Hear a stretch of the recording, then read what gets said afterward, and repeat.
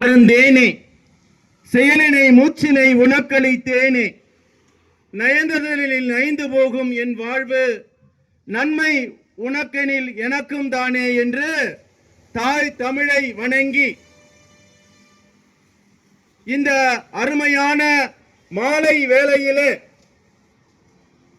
Iran மீதான Israel America போன்ற ஏகாத்திய நாடுகளினுடைய போர் காரணமாக உலகளாவிய அளவிலே ஏற்படக்கூடிய பொருளாதார தாக்கத்தையும் இந்த நிலை மாறுமா என்று மக்கள் ஏங்கி தவிக்கிற இந்த வேளையிலே சிங்கப்பெருமாள் கோவிலிலே கவன ஈர்ப்பு ஆர்ப்பாட்டம் அனைத்து சமூக பொதுநல அமைப்புகள், சமூக ஆர்வலர்கள், மனித உரிமை மற்றும் மனிதவள மேம்பாட்டு அமைப்பை சார்ந்த நிறுவன தலைவர் டாக்டர் அன்பு சகோதரர் டாக்டர் சுரேஷ் அவர்களே, இந்த அருமையான நிகழ்விலே கண்டனை உர ஆட்ட இருக்கக்கூடிய தமிழ்நாடு லாரி உரிமையாளர் சங்கத்தினுடைய பொதுச் செயலாளர் என்னுடைய பாசத்துக்குரிய தம்பி திரு சங்கை கணேஷ் அவர்களே, இந்த அருமையான நிகழ்விலே கண்டன உர ஆற்ற இருக்கக்கூடிய அன்பு சகோதரர் திரு தோழர் சண்முகம் அவர்களே, இந்த நிகழ்வை தொகுத்து வழங்க இருக்கக்கூடிய என்னுடைய அன்பு தம்பி திரு சிவசக்தி பாண்டியன் அவர்களே, மனித உரிமை அமைப்பினுடைய சகோதரர் திரு ஜனார்த்தன் அவர்களே, இதையெல்லாம் காட்சிப்படுத்தி கொண்டிருக்கக்கூடிய என் அன்பு தம்பி வழக்கறிஞர் சந்தோஷ் அவர்களே, காவல்துறை கண்ணியத்துக்குரிய என்று முண்டாசு கவி பாரதி பாடிய கவிதையை போல ஈராக் போர் நடக்கிறது, இஸ்ரேல் அமெரிக்காவும் வல்லாதிக்க சக்திகள் இன்றைக்கு போரினால் இன்னைக்கு எல்லாரும் பாதிக்கப்பட்டிருக்கிறோம். கருப்பட்டு கடையில் டீ அருந்தக்கூடிய சகோதரர்கள் அங்கே கஷ்டப்பட்டு வேலை செய்யறாங்க.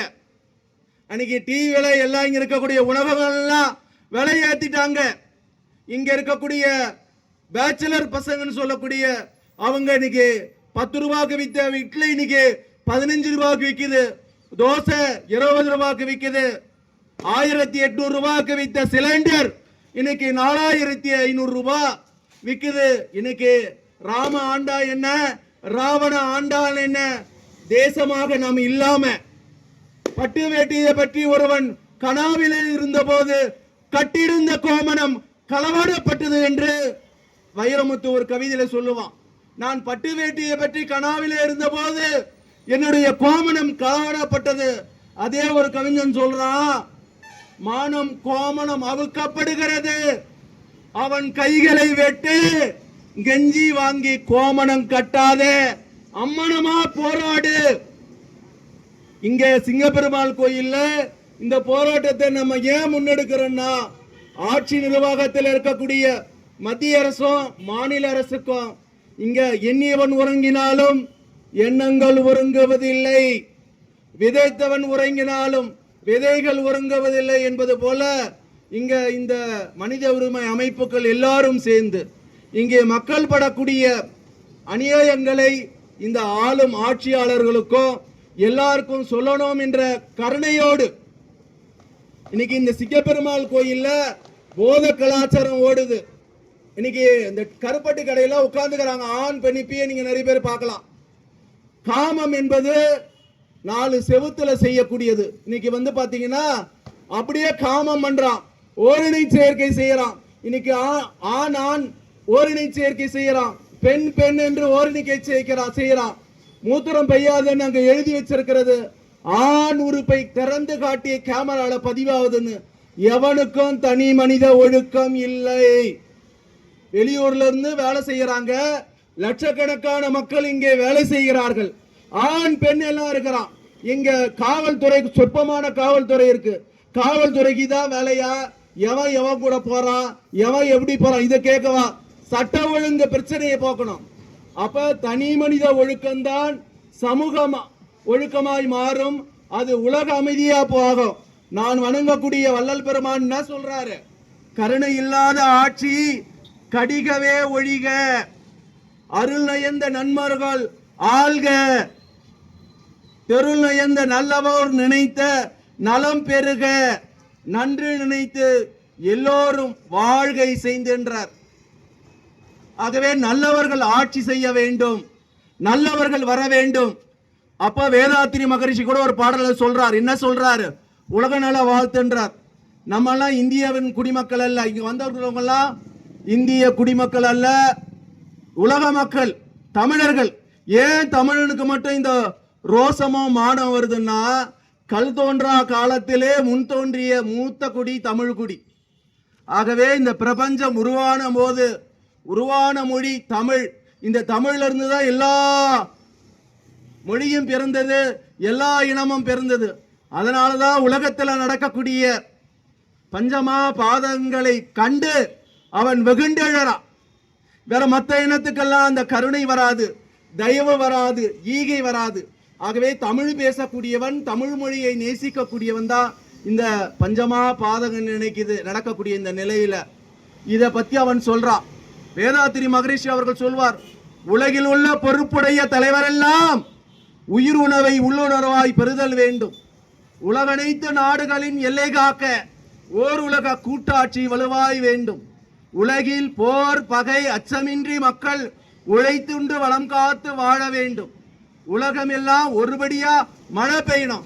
எனக்கு மட்டும் மழை பெய்யணும், என் வீட்டுக்கு மட்டும் தண்ணி வந்தா போதும், எனக்கு மட்டும் எல்லாம் கிடைச்சா போதும் என்று நினைக்கக்கூடிய சுயநலம் இல்லாமது பூமி இந்த பூமி. அதுவும் தமிழர்கள் வந்து பாத்தீங்கன்னா யார் துயரப்படுகிறார்களோ அவர்களுக்கெல்லாம் இருப்பக்கூடியவர்கள், நடிக்க தெரியாது. அததான் ஒரு காசி ஆனந்தன் ஒரு அழகா ஒரு கவிதையை சொல்றார். அந்த கவிதையை சொல்லி என் உரையை நான் நிறைவு செய்கிறேன். ஏன் இந்த நடிப்பு? கை தட்டத்தானா? உன் கை தட்டத்தானா தமிழா? உன் கை தட்டத்தானா? உன் கை வையமெல்லாம் பகைவர் நம்மை மோதும் வேளையில் உன் கையிரண்டும் களத்தில் ஏந்தாதா வாளை? ஆட்சியை இழந்தாய், திசைந்தோறும் அலைந்தாய், பெரும் காட்சி பொருளாய் உழுவாய்ந்து தொலைந்தாய். காட்சி பொருளாய் நீ உயிர் வாழ்ந்து தொலைந்தார். என்னடா உனக்கு என்றென்றும் உதயா? உன் முன்னவர் இமயம் வென்ற கதையா? கொடுமையை மறந்தாய், உன் கை ஓசை வெடிப்பு, அடிமை உன் வாழ்வில் ஏன் இந்த நடிப்புன்னு காசி ஆனந்தன் கவிதை சொல்லுது போல இங்க எல்லாரும் நடிக்கிறோம், நாடக மேடையில நடிக்கிறோம். இந்த உணர்வு கொண்டு சமூகத்திற்காக நடக்கக்கூடிய இந்த போரை, போருல்லா நல்லுலகம், பொருள் துறையில் சமநீதி என்று சொல்லக்கூடிய அருள் தந்தை வேதாத்திரி மகரிஷி சொல்வது போல, வள்ளல் பெருமான் சொல்வது போல எல்லா மக்களும் அன்பும் கருணையும் பெறணும். ஜீவகாருண்யமே மோட்ச வீட்டின் திறவுகோல்னு சொல்றார் வள்ளல் பெருமான். ஆகவே அப்படிப்பட்ட நிலையில இன்னைக்கு பசியும் பட்டினியும் உலக அங்க போர் இருந்தா என்ன, ராம ஆண்டா என்ன, ராவண ஆண்டா என்ன என்று யார் இருந்திடக்கூடாது என்ற உயர்ந்த நோக்கோடு இன்னைக்கு இதை விதைக்கிறோம்.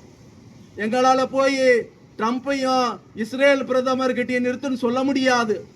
ஆனால் எங்கள் எண்ணங்கள் எங்களுடைய இந்த பிரபஞ்ச காந்த சக்தியில, வான்காந்த சக்தியில கலக்க விடுகிறோம். இந்த சிங்கப்பெருமாள் கோயில்ல இறைவன் இருக்கிறானா இல்லையான்னு எனக்கு தெரியாது.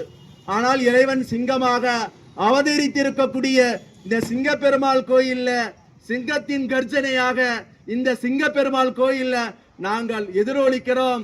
அது இந்த ட்ரம்பையும் சரி, இஸ்ரேல் பிரதமரையும் சரி, இந்த போரை நிறுத்த உதவும். நான் தயவு செய்து எல்லார்ட்டையும் கேட்டுக்கிறேன், வாழ்க வையகம், வாழ்க வையகம், வாழ்க வளமுடன் என்ற வாழ்த்தலைய வான்காந்தத்துல பெருகி இந்த அருமையான நிகழ்வுக்கு பங்கெடுத்த அத்தனை நல்ல உலகங்களும், இந்த ஆர்ப்பாட்டத்திற்காக உதவி செய்த அத்தனை நல்ல உள்ளங்களையும், இங்கே வருகை தந்திருக்கக்கூடிய அத்தனை நல்ல உள்ளங்களையும் அருட்பெரும் ஜோதி, அருட்பெரும் ஜோதி, தனிப்பெரும் கருணை, அருட்பெரும் ஜோதி என்ற மகா மந்திரத்தை வான்காந்தத்தில் கலக்கவிட்டு காவல்துறை அன்பர்கள், வியாபார நண்பர்கள், இங்கே இருக்கக்கூடிய அத்தனை பேரும் அருட்பேராற்றல் கருணையினால் உடல் நலம், நீல ஆயுள், நிறை செல்வம், உயர் புகழ், விஞ்ஞானம் பெற்று மேலோங்கி வாழணும் என்று எல்லாம் அல்ல இறைவனை நினைச்சு வாழ்த்துகிறேன். வாழ்க வளமுடன், வாழ்க வளமுடன் என்று வாழ்த்தலை கூடி இந்த வாய்ப்பை கொடுத்த உங்கள் அனைவருக்கும் என் நெஞ்சார்ந்த நன்றியை தெரிவிச்சுக்கிறேன். நன்றி, வணக்கம்.